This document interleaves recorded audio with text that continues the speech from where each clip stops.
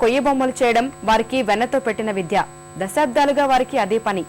కానీ స్మగ్లర్ల తాకిడితో ఆ కళాకారులకు పని లేదు. ఎన్నో విన్నపాల అనంతరం మళ్లీ వారికి పని దొరికింది. ఎర్రచందనంతో బొమ్మలు చేయడానికి ప్రభుత్వం నుంచి అనుమతి లభించింది. త్వరలోనే మలేషియాలో బొమ్మల ప్రదర్శన ఇవ్వనున్న కడప జిల్లా లక్ష్మీగారిపల్లెలోని ఎర్రచందనం కళాకారులపై కథనం. కడప జిల్లా రైల్వే కోడూరు మండలం లక్ష్మీగారిపల్లెకు ఓ ప్రత్యేకత ఉంది. 150 కుటుంబాలు ఉన్న ఈ గ్రామంలో ఎక్కువ భాగం హస్త కళాకారులే. దశాబ్దాలుగా ఈ కళాకారులు జిల్లాలో లభించే ఎర్రచందనంతో అందమైన బొమ్మలను తయారు చేసి విక్రయించుకుని ఉపాధి పొందేవారు.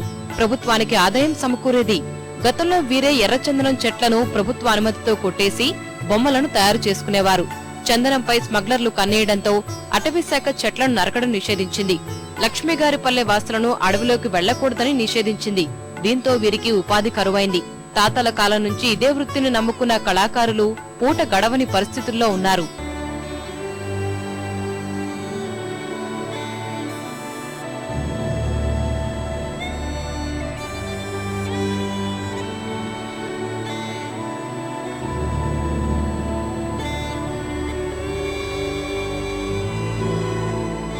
చాలా కాలంగా ప్రభుత్వానికి చేసిన విజ్ఞప్తుల మేరకు ఈ కళాకారులకు మళ్లీ ప్రాణం వచ్చింది.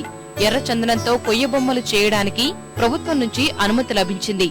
సుమారు 100 సంవత్సరాల క్రితం నుంచి రాజురాణి బొమ్మలు, కొయ్యతోటి రాజురాణి బొమ్మలు తయారు చేయడం అలవాటు పరుచుకున్నారు మా తాతలయాం నుంచి. తర్వాత రాను రాను ఆ కొయ్యి కనుమరుగైపోయింది, మాకు కనిపించకుండా పోయింది. మేము మీడియా ద్వారాను ఇట్లా పత్రికల ద్వారా కొన్ని సమావేశాల్లో పాల్గొని మా సమస్యలు చెప్పుకుంటూ ఉంటే ఇన్ని రోజులకు ఆంధ్రప్రదేశ్ హస్తకళ అభివృద్ధి సంస్థ వాళ్ళు ఎర్రచందనాన్ని 20 టన్నులు కొనుగోలు చేసి అటవీశాఖ ద్వారా ఒక కళాకారుడికి ఇంత కొయ్య నెలకి ఇస్తామని ఒప్పుకున్నారు. లైసెన్స్ కూడా ఇచ్చినారు. 11 సంవత్సరాలు యాక్సిడెంట్ బొమ్మలు పని చేస్తాను. నేను 11 సంవత్సరాలుగా మంచంలో పనుకున్నాను.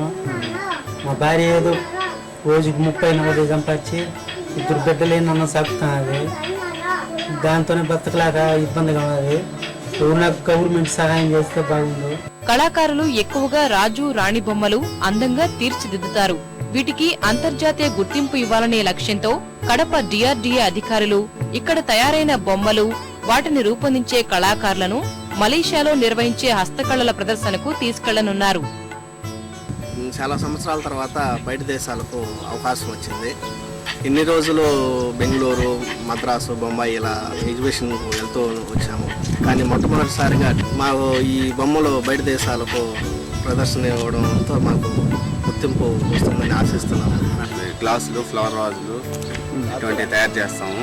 రాజురాణి బొమ్మలు ఎక్కువగా మా ఊరిలో తయారు చేస్తాము. ఈ ఎగ్జిబిషన్లో పెట్టి మంచి పేరు మాకు వచ్చి కంపల్సరీ వస్తుంది. తర్వాత ప్రతి కంట్రీకి వెళ్ళి మేము ఈ విధంగా మా కొయ్య బొమ్మల అభివృద్ధిని చేసుకుంటాము. ప్రస్తుతం గ్రామంలో కాస్తో కూస్తో ఉన్న చందనంతో కళాకారులు బొమ్మలు చేస్తున్నారు. మరో 20 టన్నుల ఎర్రచందనాన్ని అటవీశాఖ తాజాగా మంజూరు చేసింది. త్వరలోనే మరో 100 టన్నులు ఇవ్వడానికి అటవీశాఖ సుముఖంగా ఉంది.